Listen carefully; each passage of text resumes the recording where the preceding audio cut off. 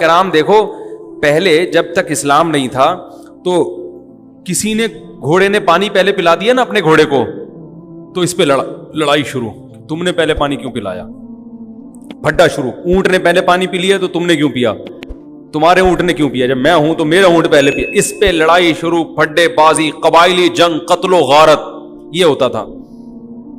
لیکن یہ وہی صحابہ جو بیٹیوں کو زندہ دفن کر دیا کرتے تھے, جب اللہ کو پر ایمان لائے ہیں, پتا چل گیا بھائی ہمیں اللہ نے پیدا کیا ہے, وہ ہمیں کھلاتا ہے, وہ ہمیں پلاتا ہے, وہ ہم سے حساب و کتاب لے گا. یہی صحابہ ہیں کہ جب اللہ ان کی سمجھ میں آیا ہے تو جنگ میں زخمی پڑے ہوئے ہیں, ایک پانی مانگتے ہیں تو کہتے ہیں بھائی, جب ان کے پاس پانی لے کے پہنچے دوسری طرف سے آواز آئی پانی, کہتے ہیں پہلے ان کو, مجھے بعد میں. دوسری طرف گئے, انہوں نے کہا پہلے ان کو. سب شہید ہو گئے لیکن پہلے وہ, پہلے وہ, پہلے وہ. یہ وہی صحابہ ہیں, یہ وہی حضرت عمر ہیں جو زمانہ جاہلیت میں بڑے ظالم سمجھے جاتے تھے, بڑے سخت, مگر اسلام لانے کے بعد جب حکومت ہاتھ میں آتی ہے, 22 لاکھ مربع میل کے حاکم بنتے ہیں, تو بوری پہ راشن ڈال کے گلیوں میں گشت کر رہے ہیں کہ کوئی بھوکا سو گیا تو قیامت کے دن میرا گریبان نہ پکڑا جائے کہیں. ان کو پتا ہے کہ مجھے اللہ نے پیدا کیا تو اللہ مجھ سے اس بارے میں حساب لے گا. ان کو پتا ہی ہے کہ اللہ پوچھے گا. کیسا زبردست واقعہ حضرت عمر کا کہ ایک گھر میں گزرے تو آواز آئی نا رونے کی, پتہ یہ چلا کہ ایک عورت کے ہاں بچے کی ولادت ہونے والی ہے, پریشان ہے, تو دائی کا انتظام کیا اس کے لیے. گھر میں قحط پڑا ہوا ہے, بھوک سے بچے رو رہے ہیں. حضرت عمر رضی اللہ تعالی عنہ گئے اور بورے پہ جو ہے نا راشن اور کھانا وانا لے کر گئے. تو مجھے یہ جب پورا واقعہ میں سنتا ہوں, مجھے اتنا میں جذباتی نہیں ہوتا, لیکن اس واقعے کا جو آخری جز ہے نا وہ انسان کو جذباتی بنا دیتا ہے. یہاں تک بھی ہو گیا بھائی ٹھیک ہے, کسی کو بھوکا دیکھا تو اپنی جو ہے نا وہ اپنے کندھے پہ بوری رکھ کے کھانا رکھ کے, خلی امیر المومنین 22 لاکھ مربع میل کا حاکم, اتنا بڑا, اور جس کے روم اور فارس کی سلطنتیں کانپتی ہیں اس کا نام سن کے, گھبراتی ہیں کہ یار بہت طاقتور ہے. وہ خالد ابن ولید رضی اللہ تعالیٰ عنہ کو کسی روم کے بادشاہ نے پیغام بھیجا کہ بھائی تم لوگ پتہ نہیں کیا تلوار لے کے لوٹ مار میں نکلے ہوئے. اس کو نہیں پتا تھا یہ کیا کیوں لڑ رہے ہیں. اس نے کہا بھائی دیکھو, تمہیں اگر تم لوگ عرب لوگ ہو نا, تمہارے پاس کھانے وانے کو نہیں ہے, وہ تو ریگستان تھا کچھ, اب بھی وہ تو پیٹرول پیدا ہو گیا, ورنہ وہاں پگتا کچھ بھی نہیں ہے اب بھی. تو اگر تمہیں کچھ خوراک چاہیے, کھانا چاہیے تو ہم روٹی کا انتظام کر دیتے ہیں, پینا چاہیے تو پانی کا انتظام کر دیتے ہیں, کوئی لائن وائن بچھا دیں گے آپ. خالد بن ولید نے فرمایا ہم نے سنا رومیوں کا خون بہت لذیذ ہے, ٹھیک ہے نا, وہ چاہیے ہمیں. یعنی اس کو یہ تانا دیا کہ ہم تم سے بھکاری ہیں جو ہم روٹی کے لیے جنگ لڑ رہے ہیں. روٹی کا وعدہ اللہ نے کیا وہ پورا کر دے گا. ابھی تو ہمارا ویژن ہی چینج ہو گیا, روٹی پانی ہمارے مسائل رہے نہیں ہیں. حضرت عمر رضی اللہ تعالیٰ عنہ نے, یہ پورا واقعہ بڑا دلچسپ ہے, ان کے لیے کھانا پینا لے کر گئے. تو جب کھانا لگایا نا تو حضرت عمر کے خادم نے کہا چلیں بس دے دیا کھانا. انہوں نے فرمایا نہیں. کیسا اللہ نے دل بنایا نا. انہوں نے, حضرت عمر نے فرمایا میں نے ان کو بھوک سے روتے ہوئے دیکھا ہے, اب میں ان کو کھانا کھاتے ہوئے بھی دیکھنا چاہتا ہوں. کچھ کھانے, حالانکہ خود تھوڑی کھا رہے ہیں وہاں کھڑے ہو کر, کھاتا ہوا دیکھنا چاہتا ہوں. خوش ہو رہے ہیں غریب کو کھاتا ہوا دیکھ کر. کیسے سخت دل تھے, اور اللہ نے کیسا نرم دل بنا دی. بھائی کھانا پہنچا دیا نا, بس اب چلیں. نا نا نا نا بھائی, کھانا پہنچا کے کیسے چلے جائیں, اب ان کو کھاتا ہوا تھوڑی دیر, کچھ دیر کھاتا ہوا دیکھ کے خوش تو ہونے دو. حضرت عمر کو کھانا کھانے سے اتنی خوشی نہیں ہوتی جتنا ان کو کھاتے ہوئے دیکھ کر خوش ہو رہے ہیں.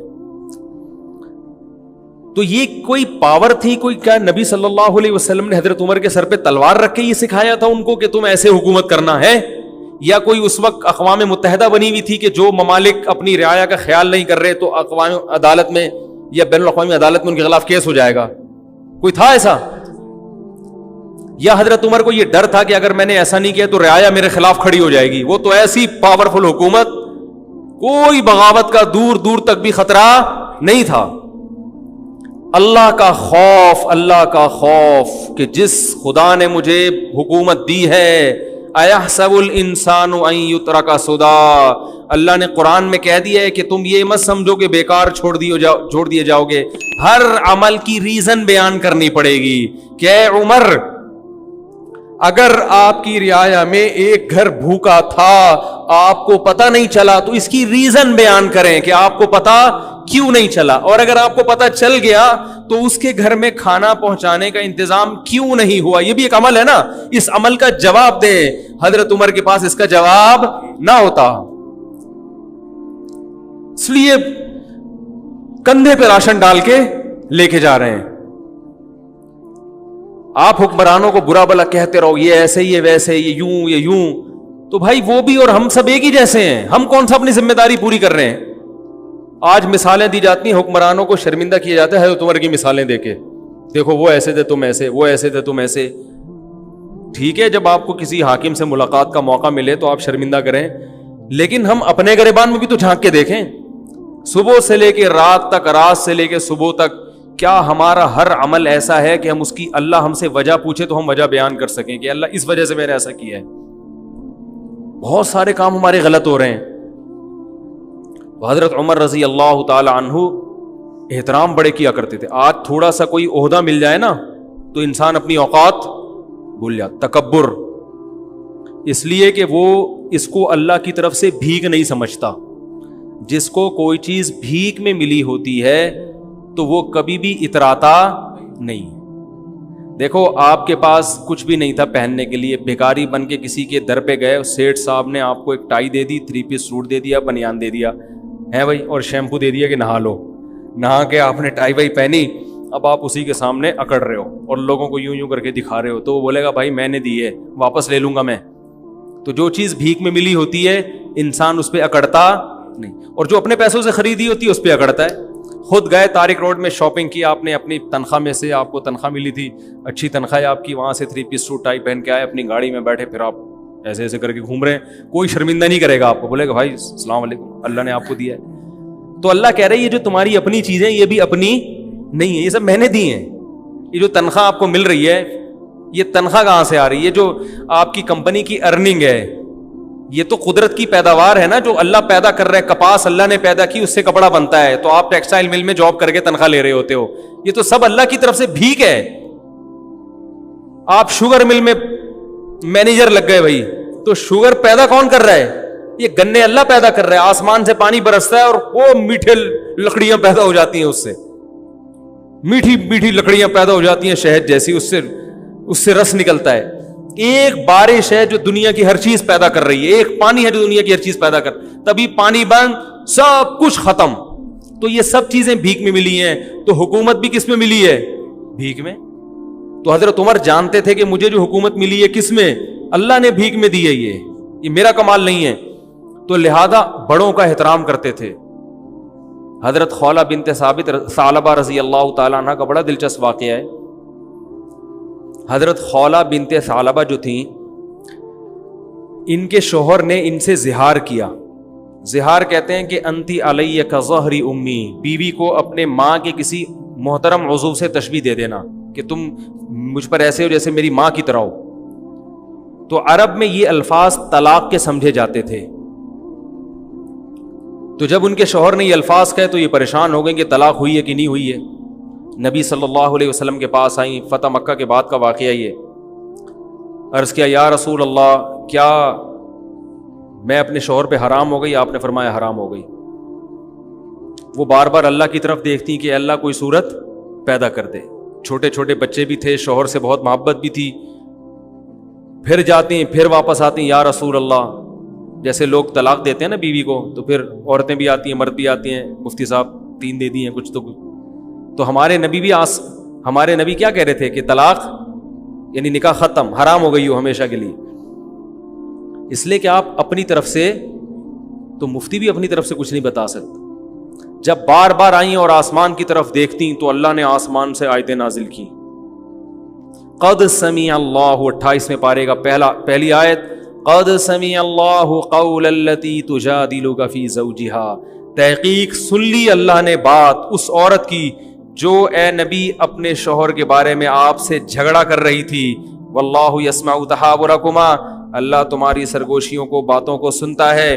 اور پھر اللہ نے آیتیں نازل کی والذین یظاہرون منکم من نسائہم, جو لوگ اپنی بیویوں کو ماں کے کسی عضو سے تشبیہ دے دیں, اظہار کریں, تو اس طرح کہنے سے ان کی بیویاں حقیقت میں ماں نہیں بن جاتی. یہ طلاق کا جملہ نہیں ہے, نہ اس سے طلاق ہوگی نہ بیوی حرام ہوگی, لیکن یہ بری بات ہے.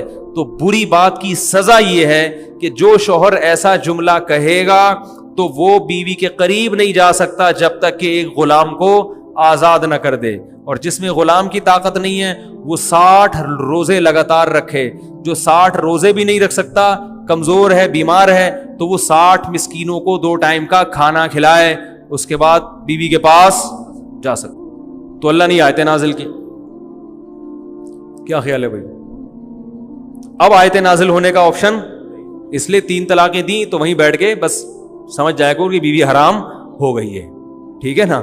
اب آ کے مفتی کو تنگ نہیں کوئی گنجائش, پھر ادھر سے آ کے فتوے آج کل مارکیٹ میں اویلیبل.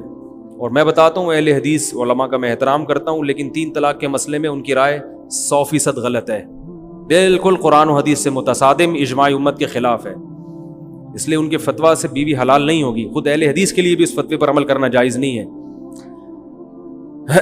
تو رسول اللہ صلی اللہ علیہ وسلم نے ان کو بتایا کہ اللہ نے تمہاری بات سن لی. تو یہ بڑی ایک فضیلت تھی. یہ حضرت عمر کے دور حکومت میں یہ بوڑھی ہو چکی تھی, خولہ بنت ثعلبہ جو ہے نا, ظاہر ہے وقت گزر گیا تھا, بوڑھی ہو چکی تھی. ایک دن حضرت عمر جا رہے ہیں تو ان کو پتا چلا کہ امیر المومنین گزر رہے ہیں, تو یہ بوڑھی ہو گئی تھی. انہوں نے حضرت عمر کو روکا اور ٹھیک ٹھاک سنانا شروع کر دی. تم بادشاہ بنے ہو, تم مسلمانوں کے امیر ہو, تمہیں قوم کا خیال نہیں ہے, تم ایسے کر رہے ہو, تم ایسے, جیسے عادت ہوتی ہے بڑے بزرگوں کی.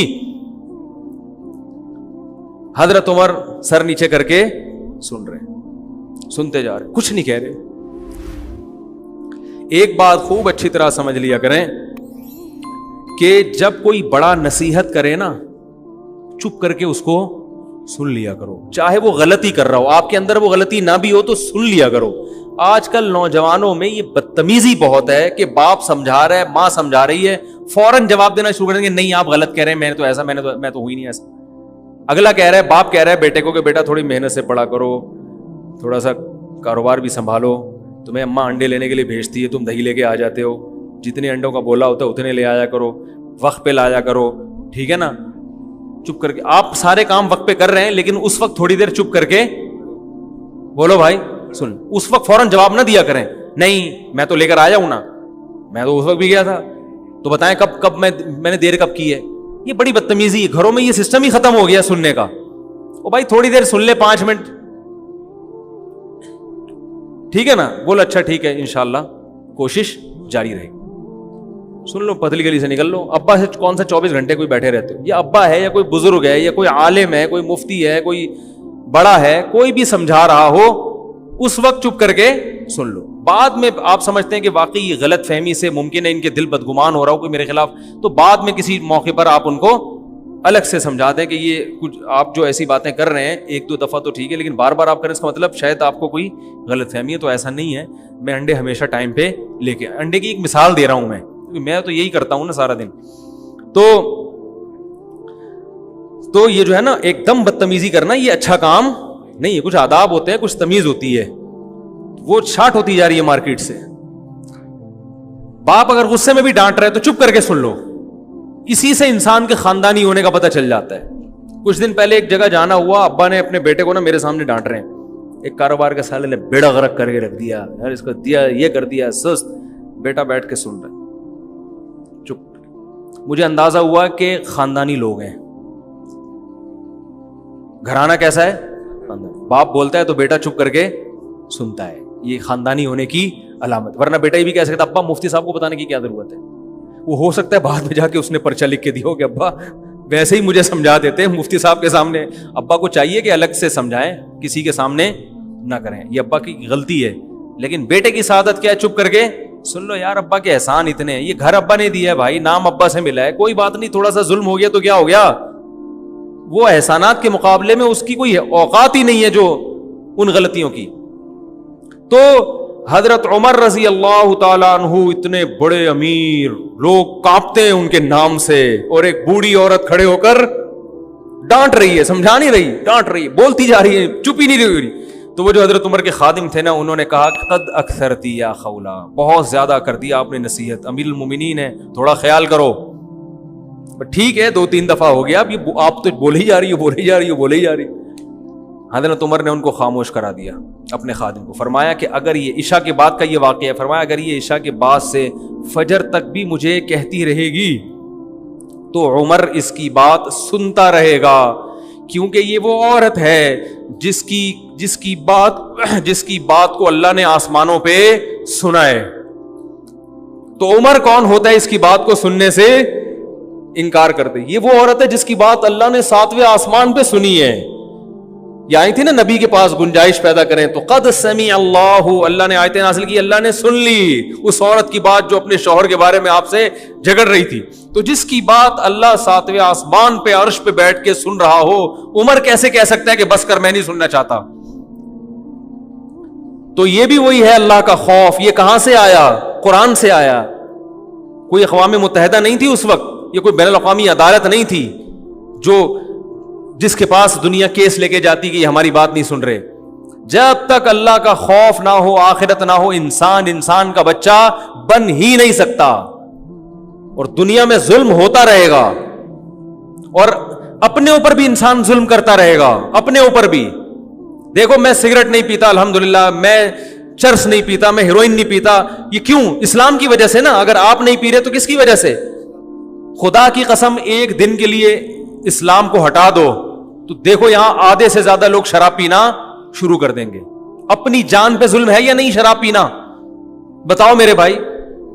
دنیا سے محبت اپنی جان پہ ظلم ہے۔ جو فلمی اداکار دنیا سے عشق کی حد تک محبت کہ میں پھیل جاؤں دنیا میں، حالانکہ پتہ ہے دنیا وفا کرنے والی نہیں ہے، تو وہ ایک بے وفا چیز سے اتنی محبت کر کے اپنے آپ پہ ظلم کر رہا ہے کہ نہیں کر رہا؟ تو اگر آپ کی زندگی میں دین نہیں ہے تو آپ دنیا کے لیے بھی ظالم اور اپنے لیے بھی بہت بڑے ظالم بن جاؤ گے۔ آپ اپنی زندگی بھی اپنے ہاتھوں تباہ کر دو گی۔ میں نے دیکھا ہے شرابی لوگوں کو جگر خراب ہو گیا، مر گئے جوانی میں، نشے کی خاطر چند لذتوں کی خاطر جوانی میں موت کا شکار ہو گئے، ساری زندگی برباد کر دی انہوں نے۔ تو جن لوگوں کو روکا ہے شراب سے، وہ کون سی چیز روک رہی ہے؟ وہ اسلام روک رہا ہے، وہ مذہب روک رہا ہے۔